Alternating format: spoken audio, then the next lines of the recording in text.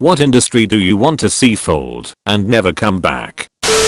Scientology. 1000%. Any religious organization that is a facade to make its administrator/founders wealthy. Lots of mega churches are set up specifically for this purpose. Some of whom are defying COVID-19 warnings on gatherings since they want the gravy train interrupted. Yep, and at one in Tampa they issued a warrant to arrest the pastor. Riverlink was put in charge of collecting tolls from cars going over the Ohio River between Kentucky and Indiana. If you don't have a pass, they mail you your bill. Except they never do. I've heard countless people say it happened to them, and it happened to me twice. So one day you get a final notice bill with a fat late fee attached to it, and you can't contest it. I've tried. I don't know how they're allowed to operate like this, but they need to duck all the way off. For more fun, I love getting toll bills from places I've never traveled to with pictures of either blurry darkness or very clearly not my car attached. I got one of those a few years ago. They decided to drop it after I pointed out that I had retagged my car in another state 2 years before the date on the photo with what was claimed to be my old plate. Sounds like they were definitely fishing for people who weren't paying attention. Every business that thinks it's okay to clog my mailbox with useless mail, unless it's a government or legal document, either let me handle it online or duck off. I particularly hate those envelopes that say important notice or important overdue items or some bullshit lie along the lines of you're in deep shit trouble. Open this. I cannot stand how much ducking trash they send in the mail. I've never seen such duckiness anywhere but in the US. In the countries I've been, none of them do such shit. They're always trying to sell me car insurance. I don't own a car. Someone called me saying it's the final notice for my car insurance payment. I don't have a driver's license, and it was my first week in the country. Timeshares. I recently went to a timeshare presentation and got some free plane tickets and some smaller gifts. The sales pitch is done well. They throw so many numbers at you that, as long as you're not actually doing the math, it can all sound very tempting. The saddest part of the entire thing was how clear it was that the person doing the pitch was foolish enough to buy into the program and was likely working off his debt to the company. The thing is super predatory. They offer financing for a 3-year package that would take more than a decade to pay off. They moved everything to a points system, so in theory you can vacation anywhere. But even with points, the vacation still costs a couple $100. That's not including the price of the points. You end up owning nothing. Just some rough numbers that I remember. $16,000 a year for $32,000. There were multiple plans offering various amounts of points. $700 a year maintenance fee. $209 for a vacation after apply points. Financing was $2,350 down and $250 a month. 15% interest rate. I don't have time to scroll through this many comments, so pardon me if it's been said.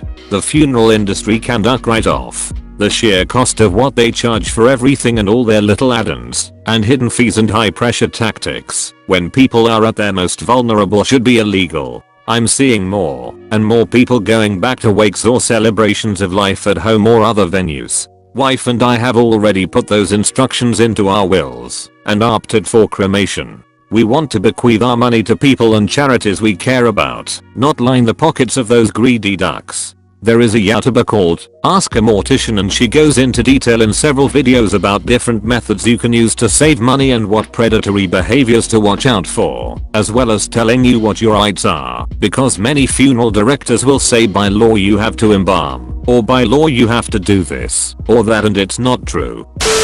My dad passed last year, on my birthday of all days. We moved across the country a few years back, so when I got the call from mom, my time after was about making arrangements to close our business for a week, dealing with the airlines and all that fun. I trusted my older sister would be able to handle making sure my mom was both okay and that she would keep the costs in check, since my father was being cremated, which was a huge shock because he swore he never would. It was supposed be a simple gathering at funeral home for about 50 people, snacks, and then disperse. Somehow that turned into an open casket viewing with all kinds of ridiculous add-ons like the stupid printout of the itinerary and a low-res photo, a full catered lunch, which was cold, gross, and no one ate, a paid pastor to oversee the service, and a casket that must have been made of solid gold based on cost. She paid full price for the casket simply for the viewing, because they claimed they destroy them afterwards. Which I do not believe at all. What should have been a couple grand turned into almost 20. I was floored. That's money my mom, who is retired and living on a pretty crappy pension, could have used or invested, or quite frankly blown on strippers for all I care, but it was her money and they conned her out of it by saying things like doesn't he deserve a better send off, or wouldn't he have loved this idea, etc etc. They acted like they had her best interests in mind, while they gouged a grieving woman over and over. Needless to say I haven't spoken to my sister since I discovered this all. Her, 42 years old, inability to protect our mom was infuriating. The fact that you have to protect someone from vultures when they are going through the hardest thing imaginable disgusts me beyond words. Sorry for the novel, I just haven't vented about it, and honestly it's enough to bring me to tears of anger almost a year later. Edited a word. Pharmaceutical ads. Not exactly an industry, but I'll never understand why they advertise these drugs for various conditions on TV when your doctors would recommend these drugs themselves if they deemed them appropriate. Could cause loss of hair, stomach ulcers, skin cancer, sleep apnea, mental distress, breast enlargement, irreversible dark skin patches, vomiting, loss of sight, or death. But I have a backache. And let's not forget now, the painfully obvious do not take this medication if you are allergic to this medication. My favorite part is tell your doctor if you have high blood pressure, pulmonary disease, hepatitis, any number of other things that my doctor should already know that I have. The drug companies keep saying their prices are so high because they need to finance research for new and better drugs, but they spend $400 million a year on advertising. How much research would that pay for? We could research how to make more effective ads. Human trafficking. I think everyone who isn't currently trafficking humans is against human trafficking.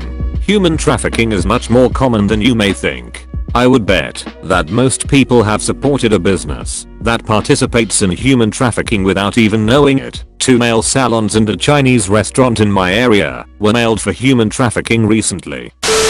Mega churches and Jodestein specifically. What actually is the deal with him? I wasn't really raised very religious, so it just wasn't something I ever paid much attention to. I just know my aunt would listen to him in the morning when she had satellite radio, and my parents thought that was really weird. Televangelists are weird people, but what is wrong with Jodestein in particular? He's a televangelist worth at least $40 million. He also has never been poor and was born with a silver spoon. He has no idea what low-income people go through, yet encourages donations and tithing towards him and his church. He preaches on the prosperity gospel idea, which means God is responsible for success and financial prosperity. Poverty and sickness are a curse remedied through faith, which is highly connected to donating to religious causes, so him and his church. Basically, if you're poor, it's your fault for not being faithful, and you need to tithe more to help your situation. He tells people to donate even at the expense of themselves and their families. People have gone into debt to give to him, and he doesn't discourage it. He says he doesn't do prosperity gospel connected to money. That is a lie.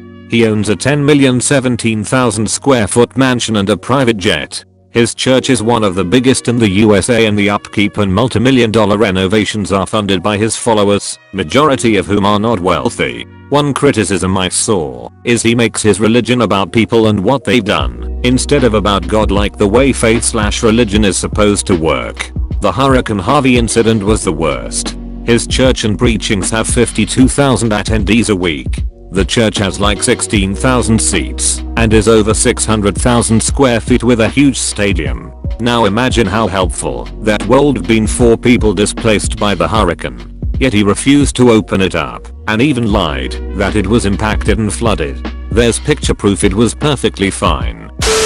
Payday. Getting rid of payday loans is only a good thing if there's a better solution in place. Yes, they're horrible and predatory, and they are meeting a real need that no one else is willing to meet. I got screwed over by them myself when I was younger, but it was a choice between paying exorbitant interest on the one hand or being homeless and hungry with my then infant daughter on the other. They're a symptom, not the disease. I used to work for a company that was doing some research, including on a payday loan company, and I went in very negative, still am, but I think, based on what I knew of them, I always presumed the issue to be that they just didn't make it clear to folks the actually interest rates and risk. Almost every single customer did, with several willing to point out how ignorant it was of me to presume the issue was education. Almost everyone I talked to as a customer basically said, I know the risk, but when your choice is between eating or being in debt, the debt doesn't really seem like anything. Political advertising. They are one-sided at best and straight up lies at worst. What's your alternative? Jules. I approve this message. So do the French. Wedding industry. I'm not saying that photographers shouldn't get paid for what they do or that florists should stop growing flowers, but it has gotten so expensive and it has very little to do with inflation. Expectations are so high, everyone is trying to outdo each other, and paying for one little thing is excruciating when you can get the same thing for a birthday party for significantly less. As someone who works in an occasionally wedding adjacent industry, music, I can explain why things are more expensive for weddings.